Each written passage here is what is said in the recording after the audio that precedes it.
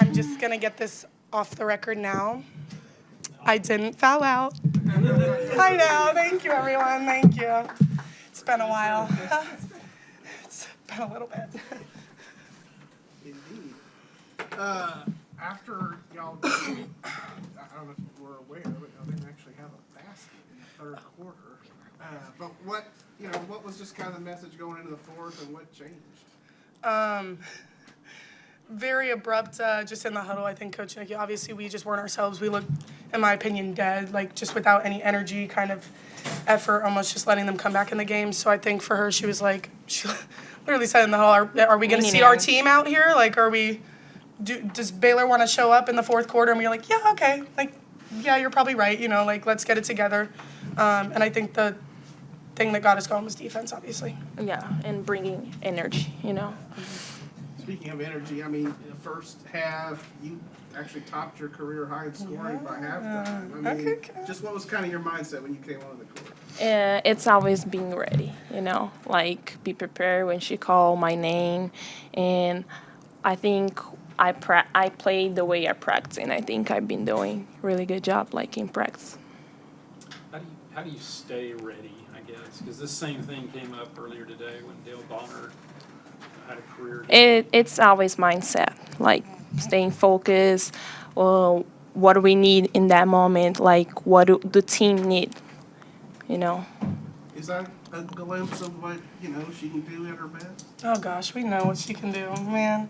I think, and I feel like you went through this for a little while. I think it's always hard when you get in your head.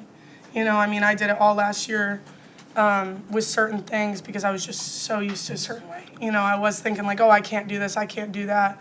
And she's one of the best downhill drivers. Like, it's not like she's going to do anything fancy. She's not going to give you step back tween, like she's not going to do all that. But she can get to the basket and she can rebound and she can defend.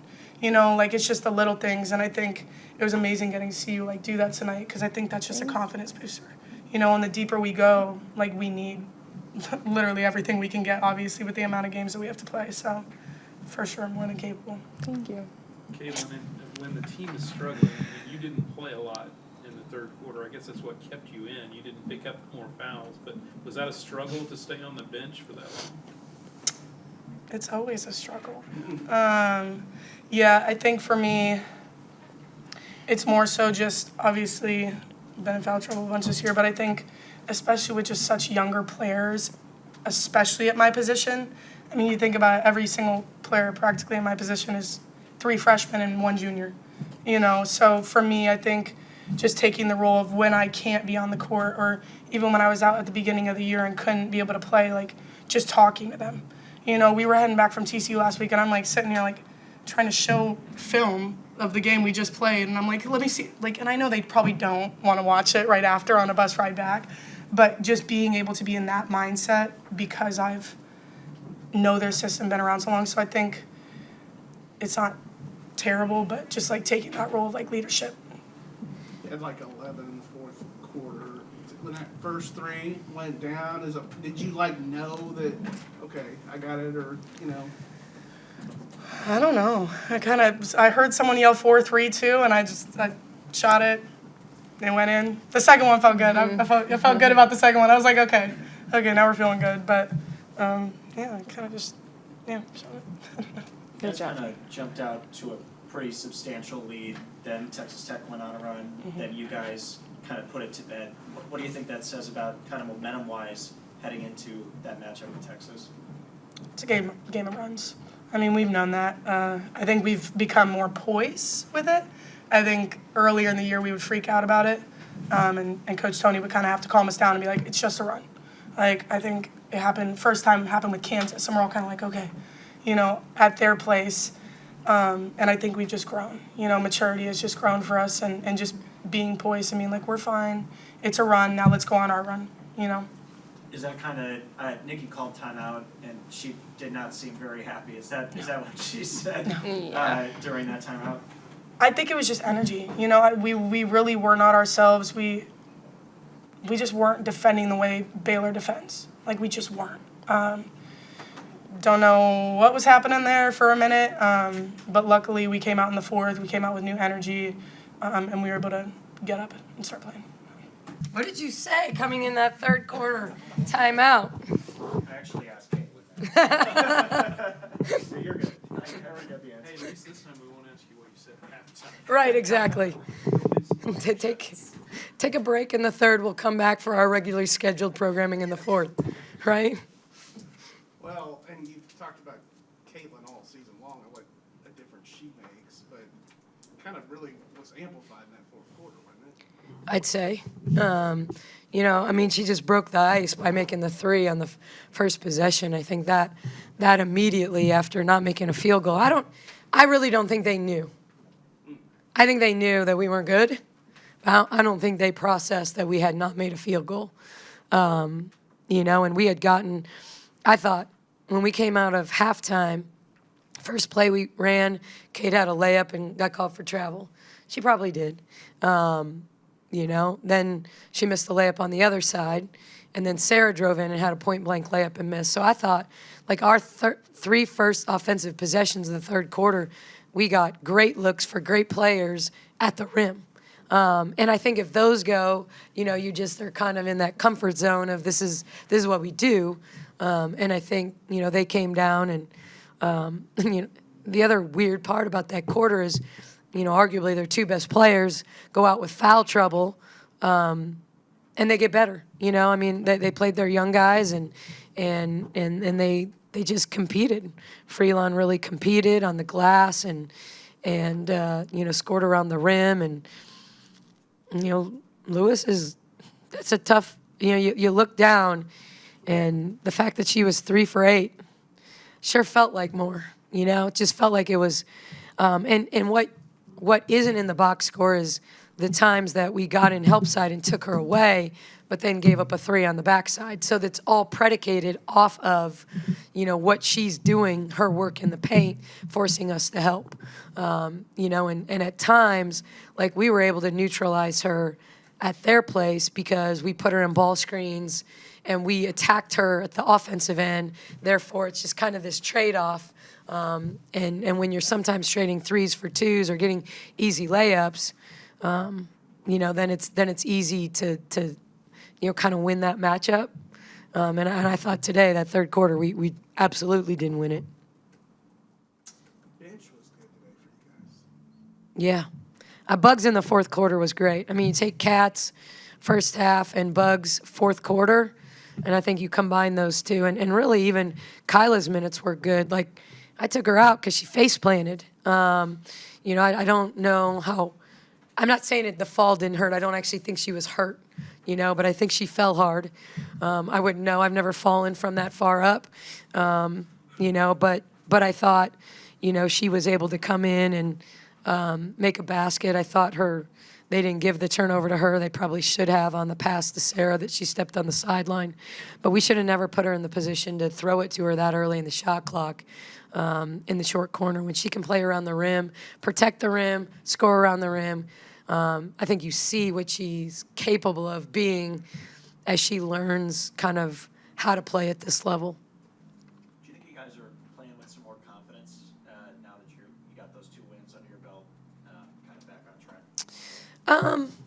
I don't know that I felt that way in the third quarter. So, I think that I didn't even think defensively we were great in the first quarter. I think we were giving up some transition baskets for no reason whatsoever. Against a team that doesn't score a lot in transition typically.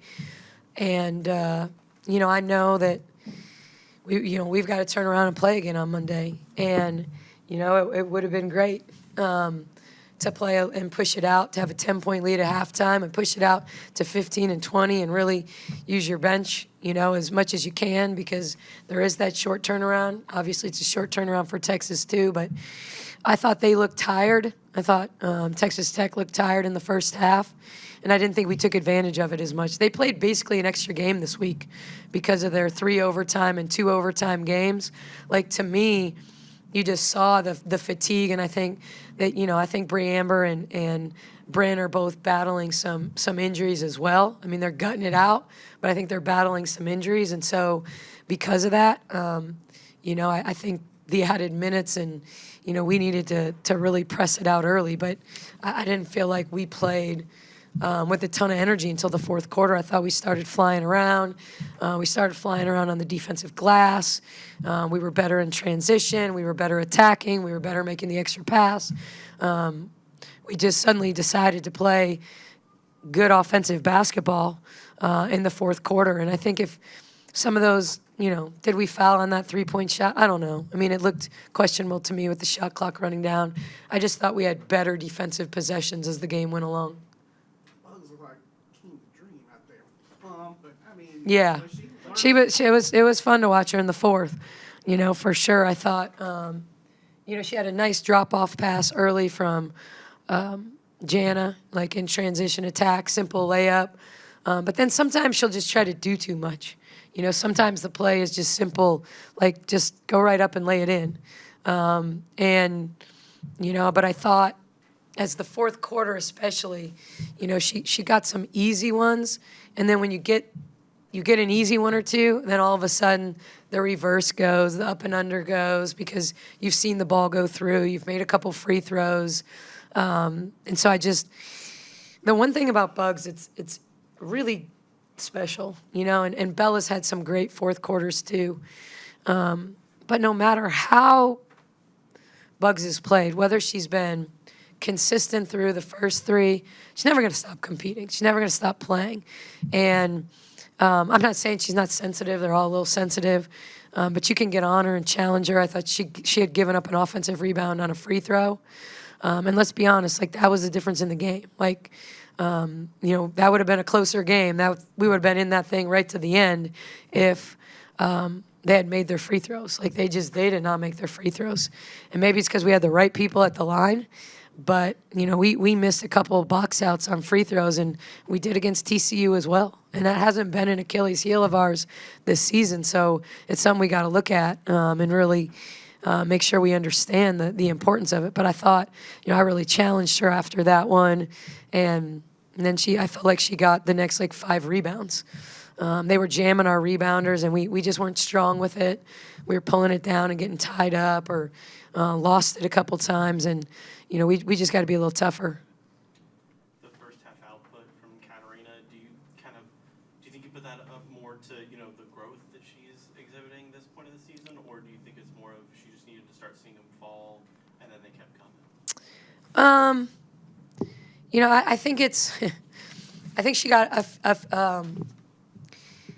basketball is so mental, and you have to prove and practice day in and day out that you deserve opportunity. A lot of times players genuinely think I'm on the team, they should play me. And then if I get to play through some mistakes, you'll see what I can do. That's not the reality. That's not life.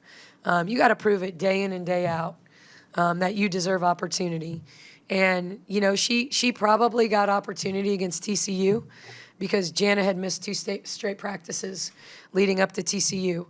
And then I thought, she came in, she gave us some good minutes, made a 3. Kat's biggest problem is she struggles with just making simple plays. Just moving the ball. You catch it, you don't have to do something every time you touch it.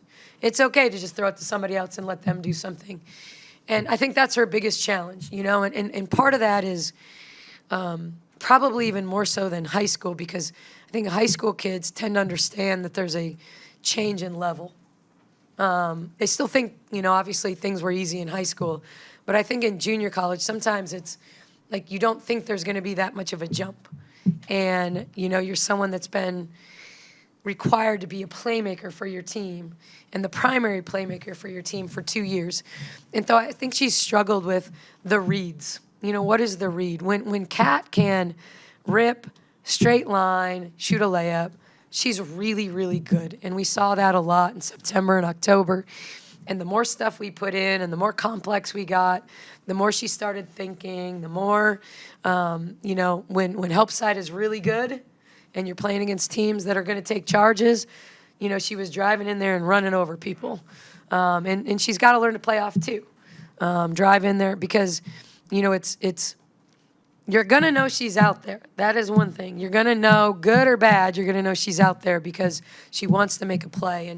And her biggest growth will come when she understands that you make a play when you get a closeout. And then if someone helps, you jump stop and make the next pass. And then you space out again. But I thought some of it was opponent today. I know we didn't have a ton of energy, so we went to her for energy. And straight line driving against a team that's tired, is the right thing to do.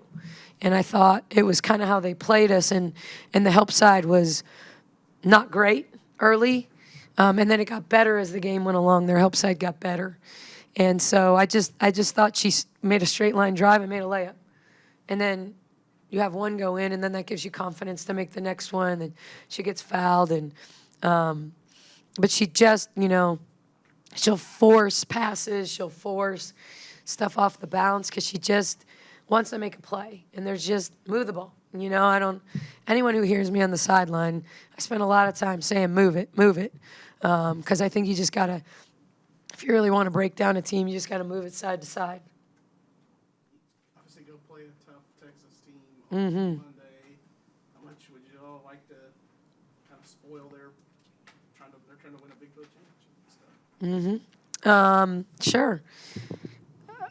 I think they're playing to win it outright, at this point, and they were awesome today. I mean, I watched the game pretty much start to finish, and they absolutely dominated a really, really good OU team that had only lost one other time at home, and that was us. And it wasn't just that they beat them; it was how they beat them. And one of the best offenses in the country. I don't remember what the final score was, but it was in the 40s when I stopped watching.